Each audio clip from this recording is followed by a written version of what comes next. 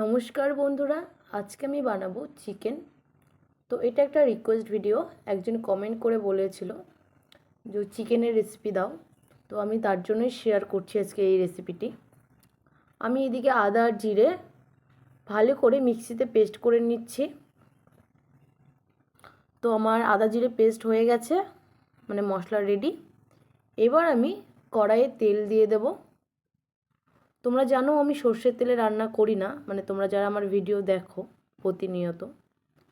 তো আমি সাদা তেলে আলুগুলোকে দিয়ে দিলাম, কারণ আমরা কিন্তু এক পিস হলেও আলু খাই। তো হলুদ লবণ দিয়ে ভালো করে আলুগুলোকে ফ্রাই করে নিচ্ছি।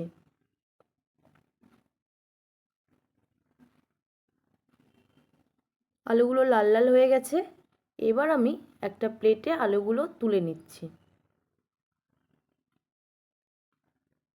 এবার এই তেলেই আমি রান্নাটা করব। দিয়ে দেব এখানে পেঁয়াজ কুচি, রসুন কুচি। আমি আগে থেকেই পেঁয়াজ আর রসুন কেটে রেখেছিলাম। আমার কাছে এখানে 600 গ্রাম মাংস ছিল, আমি 600 গ্রাম মাংস অনুযায়ী পেঁয়াজ নিয়েছিলাম।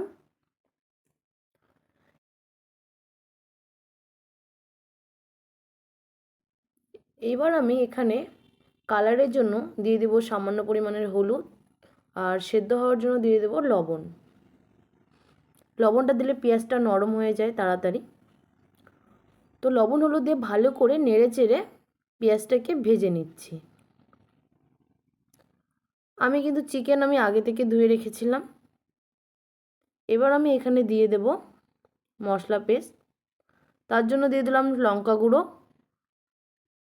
দিয়ে দেব কাশ্মীরি লঙ্কা গুঁড়ো, দিয়ে দেব আদা জিরের পেস্ট, দিয়ে ভালো করে কষিয়ে নেব। 2 মিনিটের মতো আমি কষিয়ে নিলাম।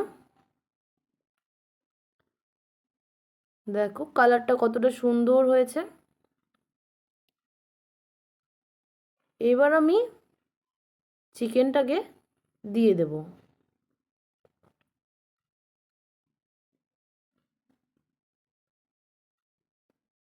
সবগুলো চিকেন দেওয়া হয়ে গেছে।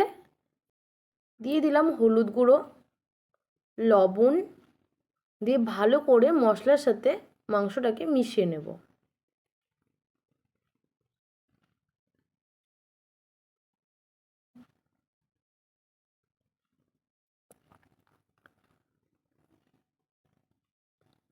দেখো প্রায় মেশানো হয়ে গেছে।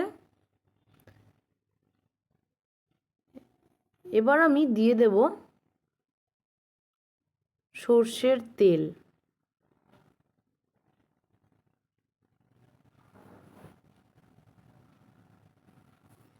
সর্ষের তেলটা দিয়ে আবারও ভালো করে নেড়ে চেড়ে নিচ্ছি। একদম জল দেওয়া যাবে না, পুরো রান্নাটা কিন্তু ভেজে ভেজেই করতে হবে। চিকেন থেকে এমনিই জল বেরিয়ে যায় হালকা, আর চিকেন সেদ্ধ হতে সময়ও লাগে না। আমি কিন্তু এক ফোঁটা জলের ব্যবহার করছি না। এবার তেলটা দিয়ে ভালো করে নেড়ে চেড়ে নিচ্ছি। তো দেখো কালারটা, আর জল ছেড়ে দিয়েছে ওপর থেকে। এবার দিয়ে দিলাম টমেটোটা দিয়ে ভালো করে কষিয়ে নিচ্ছি। এদিকে আমি মশলা বানানোর জন্য দিয়ে দিলাম গোলমরিচ, লবঙ্গ আর দারচিনি আর এলাচ।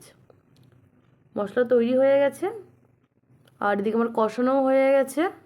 আমি 5-7 মিনিটের মতো অনেকটা কষিয়ে নিয়েছি। এবার দিয়ে দিলাম গরম মশলা গুঁড়ো, যেটা আমি পেস্ট করে নিয়েছিলাম। দিয়ে দিলাম ভেজে রাখা আলু। এবার মশলাগুলো দিয়ে ভালো করে নেড়ে চেড়ে কষিয়ে নিচ্ছি। দেখো তেল ছেড়ে দিয়েছে। এবার আমি এখানে ফ্লেভারের জন্য আগে থেকে কাঁচা লঙ্কা কেটে রেখেছিলাম 5-6টা। তো এবার আমি কাঁচা লঙ্কাগুলো দিয়ে দেব, দিয়ে ভালো করে নেড়ে চেড়ে মিশিয়ে নেব আবার। তো এভাবে মিনিট 3 কষিয়ে নেব। কষানো হয়ে গেলে এখানে আমি দিয়ে দেব টমেটো সস। সামান্য পরিমাণে টমেটো সস দিয়ে আবারও 2 মিনিটের মতো কষিয়ে নেব। তাহলে যে সসের যে গন্ধটা সেটা থাকবে না।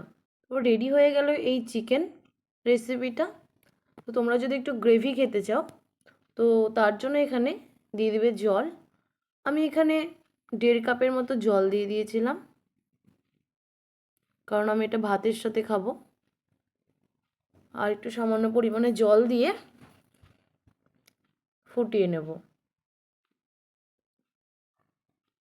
ব্যাস, এবার গ্যাসের চুলার আঁচটা একদম হাই ফ্লেমে দিলাম। 5 মিনিটের মতো ফুটিয়ে নিলেই তৈরি হয়ে গেল এই চিকেন কারি। দেখো ফুটে গেছে, কালারটাও দেখো কতটা সুন্দর হয়েছে। এবার আমি গ্যাসের চুলাটা অফ করে দিব, আর অফ করে দিয়ে তারপর দেখাবো অরিজিনাল কালারটা কতটা সুন্দর হয়েছে। তো এখন টাটা, দেখা হচ্ছে নেক্সট কোনো ভিডিওতে।